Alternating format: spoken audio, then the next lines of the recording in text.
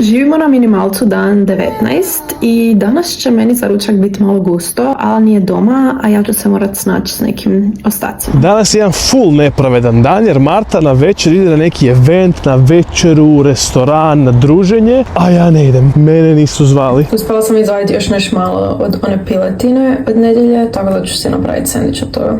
Evo ga, ovo je moj ručak danas, prejadno. I zato sam ja otišao barem onda kod svojih, tako da me mama fino nahrani, pa sam jeo lijepi, fini ručkić, domaći, pravi. A sad vam moram više nešto pokazati. Ide druga kavica danas.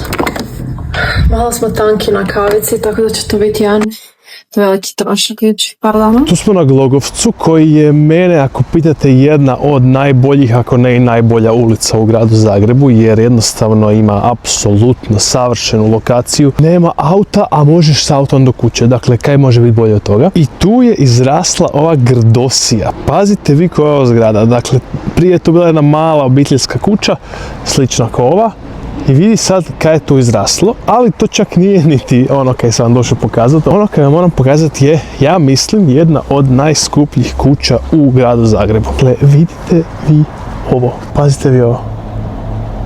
Pazite vi ovu kuću. Pokazat ću vam sad točno ko ne zna još i koja je to lokacija. Odavde sam se spustio, niti 100 metara od te kuće je stanica tramvaja gdje si za 3 stanice na trgu Bana Jelačića. Ja sam se sredila, idem na jedan event i ići ćemo nekakvu večeru, što nije baš za minimalac, ali jebi ga, to mi je drugi posao. Zanima koje će prijevozno sredstvo Marta iskoristiti za do tog eventa. Trebala bi realno na bajsu.